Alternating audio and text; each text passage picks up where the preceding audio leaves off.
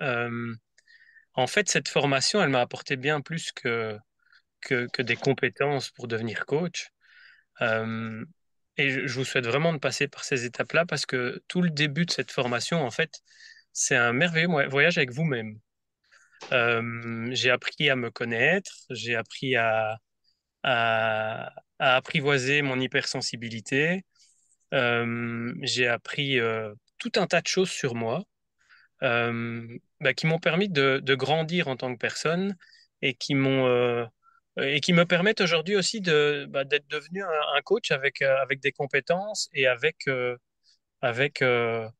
avec voilà, une certaine...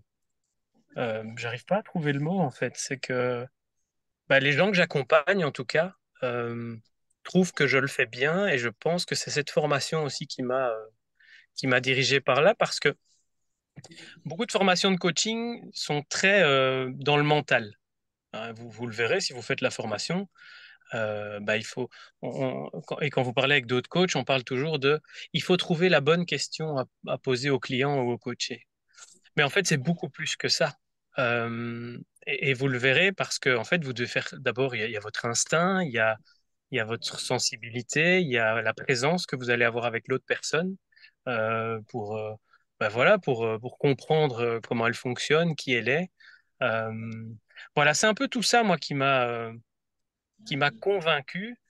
Et alors, en faisant le voyage, c'était encore plus extraordinaire que ce que je pensais.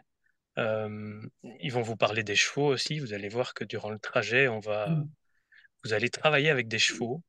Quand JB m'en a parlé, j'ai un peu rigolé. Je me suis dit, tiens, c'est marrant. J'ai pas spécialement d'affinité avec les chevaux et j'ai vécu des trucs incroyables avec les chevaux, mais aussi avec tous les gens qui faisaient partie de notre cycle. Vous allez voir aussi que une des grosses forces du Manéo, c'est que c'est une grande famille.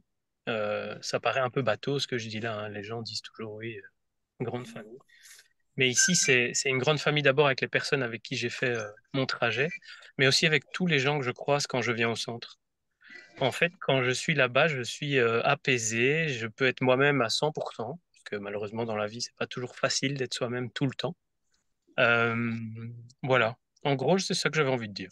Ben, peut-être moi, enfin, je sais pas, Vas-y, si je Christelle. peux. Oui, Oui, oui. enchanté, Christelle. Enchantée.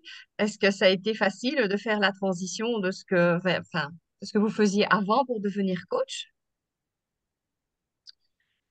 Euh, oui. Facile. En fait, dans un métier comme celui-là, euh, c'est au début, on a un peu un syndrome de l'imposteur qui est assez présent. Mhm. Euh, mais très vite, à travers les différents modules et les différents week-ends, on va balayer ce syndrome de l'imposteur. Et quand je dis balayer, il est toujours dans un coin de la pièce et il peut se réveiller à tout moment, mais j'ai des outils maintenant pour, Mhm. euh, pour quand il apparaît, me dire, mais non, arrête de le laisser se réveiller et remets-le là-bas dans le coin où il était. Difficile, non, parce que j'ai tout de suite découvert en fait, que j'étais fait pour ça. Et c'est dès le premier week-end, ça m'a donné tellement d'énergie. Déjà, juste le trajet pour se découvrir soi-même.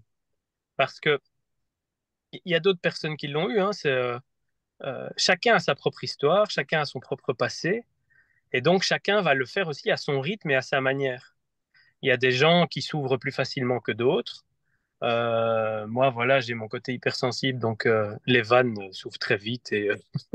Mais il y avait des gens dans le groupe qui n'avaient pas du tout ce côté-là et qui, malgré tout, à partir d'un certain moment dans le trajet, quand c'était OK pour eux, se sont laissés aller et ont avancé là-dedans. Et puis chacun, dans son trajet aussi, décide ce qu'il veut en faire derrière.